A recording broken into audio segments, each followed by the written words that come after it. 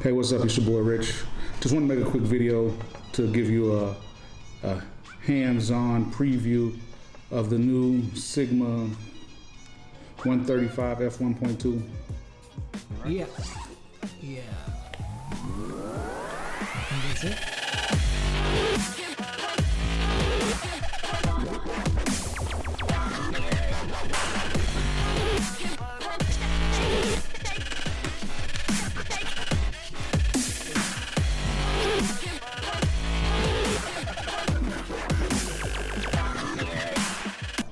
Shout out to AAB World for bringing out the Sigma 35 first to Kuwait, allowing us to be some of the first guys in the world to get our hands on it. So let's get started. We got a quick unboxing here. This is the Sigma, right? So if you ever bought a Sigma art lens, you already know what you're gonna get. Warranty card, bunch of paperwork. Never ever use any of that stuff. Sigma strap, don't use that either. This is the good stuff right here though. We got the typical Sigma Art Series bag. One of the things I always liked about the Sigma bag is they don't spend a lot of money on this nylon case, right? Which means that they don't pass a lot of cost back to the customer. Also in the bag, lens hood. And again, this. Okay, guys, so the Sigma Art 35 f1.2 weighs about 2.4 pounds, one kilo, almost 1.1 kilo. Let me tell you right now, guys, no bullshitting, this little motherfucker is heavy. This is a heavy lens. Weighs more than the 2470 G Master, weighs more than the 85 GM.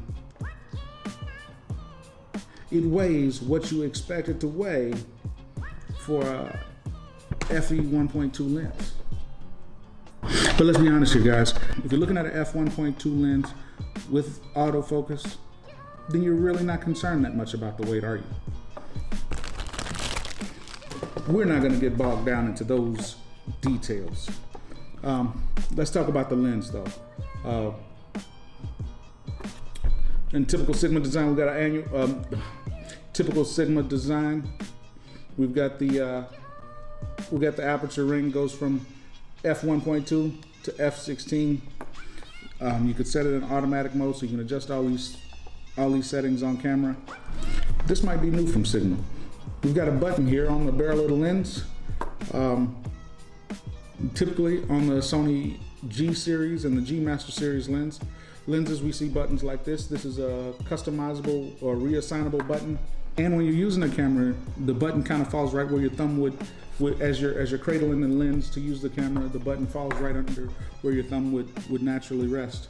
You can program it to be anything you want. Typically, we've used it to be the eye autofocus button, but here with the latest round of firmware, if you're shooting a A7 third generation series camera, you don't really have to assign this button to eye autofocus anymore, because when you have pressed the shutter, it enables the eye detect autofocus. So what are you guys using?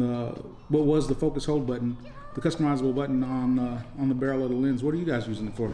Let me know in the comments down below. And for you video guys out here, or hybrid shooters, we can click and declick the aperture ring.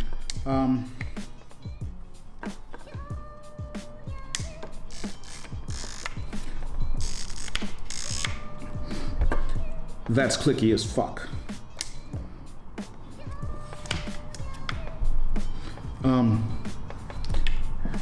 Other than that, it's a typical Sigma Art Series lens. Okay, I'm not gonna bore you with a bunch of details. Sigma Art Series lens.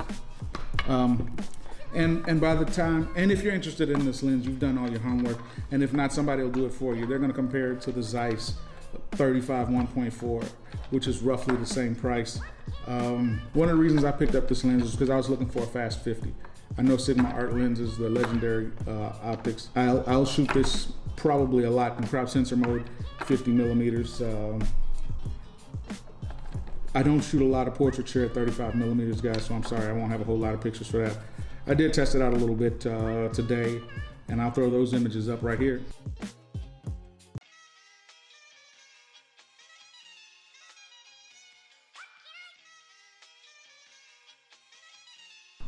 As you expect from the R series lens, the quality is the image quality is impressive. Is it sharp at f1.2? Yeah, it's sharp at f1.2. It's sharp enough for me at f1.2. Tell me what you guys think. For environmental portraiture, obviously you need a room big enough, but the depth of field at f1.2 gives you some interesting composition options, right? Being able to blur out parts of the foreground and the background lets you explore creatively. I'm looking forward to playing around with this a little bit. I might do a follow-up video on this. As you guys who've watched my last couple of videos know, I've been filming pretty much exclusively on the Sony Cine lens. One of the questions is, how does the 35 GM look if you were to use that to vlog with? Good question. Let's find out. Okay, guys, this is what the Sigma 35 looks like. Certainly sharper than the Cine lens, but that's to be expected. And it's a lot brighter than the Cine lens, going from f4 to f1.2. Yeah, we expected that as well. So I'm noticing a bunch of little cat's eyes here behind me. I don't know if you guys can see those. Can I point to them here? If you can live with these kind of results at f1.2, then go for it.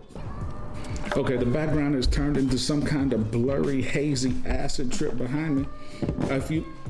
If you're looking for that kind of look, hey, there you go. If you're not planning to shoot at f1.2, you're watching the wrong review. Because the Sigma 35 f1.4 arc has been covered, and it's an amazing lens. I'll probably do a follow-up review on this lens after I get a chance to put it through its paces, a couple of shoots, and see how it performs. If you got any questions, leave them down below.